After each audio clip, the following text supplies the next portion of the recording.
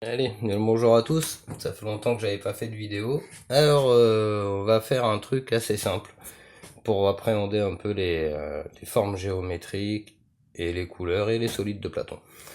Et donc en fait là, une barre, donc ça commence à un point, alors je suis obligé de le tenir, ah non c'est bon. Donc ça commence à un point, hop, bon voilà, un point pour aller à la bulle là-haut. Et on va faire le chemin là. Donc ça commence un point, un trait, et après on regarde la suite. Le 2 en orange, le 3 en jaune, le 4 en vert, en 5 le bleu et le 6 en violet. Alors on peut s'imaginer aussi en 3D. Hop, d'accord. De là, alors pourquoi ces couleurs? Ces couleurs, c'est les couleurs de l'arc-en-ciel. Et une unité est égale à une autre unité, donc les billes représentent l'esprit. Donc ça c'est la matière dans sa dualité, avec la dualité. Ça c'est l'esprit qui voit la dualité et qui peut mettre de l'esprit au bout, quoi. 3, donc du coup, bah, l'esprit qui arrive à faire le tour, pas encore au carré c'est après, etc. Après ça va plus loin. Donc là on est en 2D hein, pour le moment, et on va pouvoir y mettre les solides de Platon, donc ici, comme ça, hop, on va les mettre là. Donc les solides de Platon, jusque là ça va, mais il reste celui-là il rentre pas, et on verra après pourquoi. Alors après on va passer sur la deuxième ligne, hop. Voilà, deuxième ligne, pareil, donc une bille, mais là on va placer les couleurs différemment. Donc il y a la bille, ça, je suis obligé de les coller parce que c'est magnétique et ça s'attire. Et là on va faire un trait rouge, et un rouge, on va rajouter le orange. Là on rajoute le jaune. Là, hop, on va faire ça. On rajoute le jaune, on rajoute le vert, le bleu et le violet. Et on arrive à l'hexagone. Donc 6 pour 6, hein, 6 étapes, donc on sait que la matière c'est le chiffre 6. Donc là on a notre chemin compris, donc le chemin de Platon. Voilà. Lui il va ici, et le triangle. Voilà.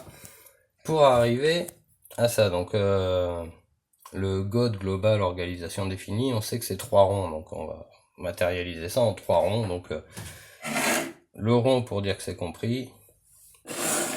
Hop, voilà. Donc voilà un chemin en fait. Donc on place les couleurs. Voilà. Après on replace les couleurs là-haut. Et après on va pouvoir arriver à ça. Donc maintenant qu'on est là, on a fait ce petit chemin, donc ce sera une brève vidéo.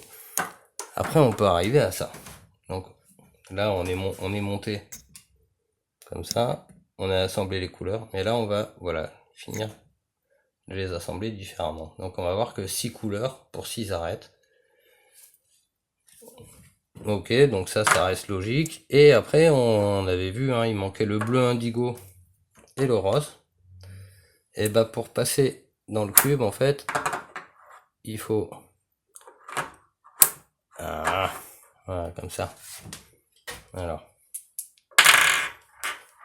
comme ça, donc là en fait ici ça c'est blanc, donc on fait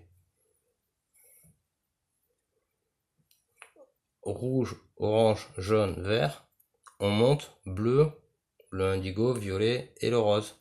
Et le rose se trouve au-dessus du rouge. Voilà, j'espère qu'on le voit bien.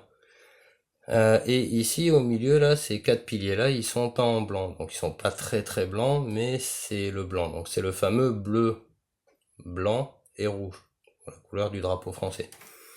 Donc là on est passé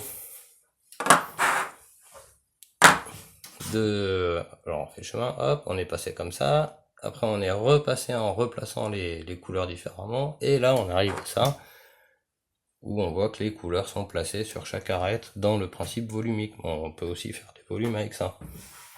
Mais c'est un chemin, donc vous voyez bien au début, il y a un début et il y a une fin. Enfin il y a une continuité et la fin elle est loin. Donc là, hop, on a compris les couleurs dans le triangle, un monde en 3 dimensions, mais pour comprendre le monde en 4D, maths de l'esprit, il faut rajouter le bleu indigo et le rose. et surtout le blanc, la considération du tout, c'est très très important sur ce chemin. Et on a toujours un problème avec ça. Lui, on sait pas où il va. On se dit, tiens, hop, il va d'un côté, il va de l'autre. Il se place au milieu entre le tétraèdre et le cube. Et pour comprendre, bah, en allant plus loin, mais ça on l'avait déjà vu, on était passé à ça. Voilà. Et pour aller encore un peu plus loin, on était allé à ça. Mais ça, c'est du déjà fait. Voilà. Et on avait vu que le tétraèdre, en fait, c'était la petite pointe. C'était la pointe qui s'élevait, qui faisait office d'esprit. Voilà, hop, bon là ça se recolle.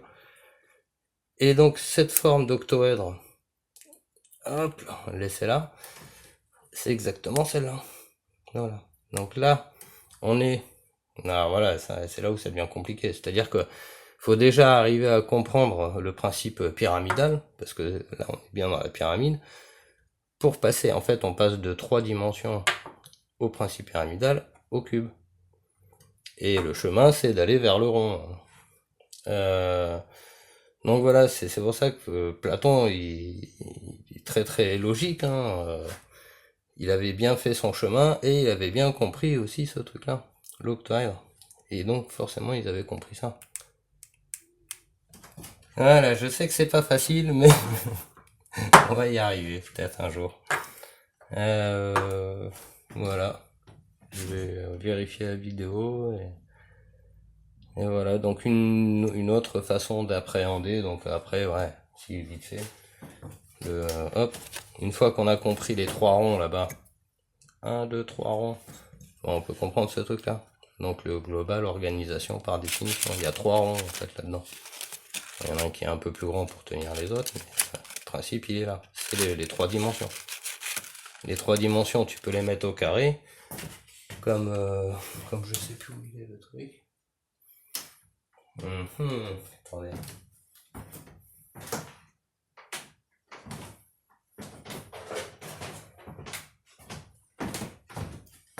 Je retrouve plus ma croix.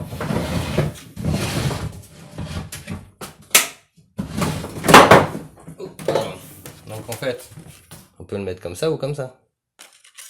Donc ça c'est le carré, mais voilà, c'est la même chose quoi. Voilà, sur ce, je crois que j'ai pas plus à dire pour ce soir. Donc c'est voilà, petite vidéo histoire de remettre un peu le bain dedans parce que j'ai pas trop la motive. Allez, bonne soirée, au revoir.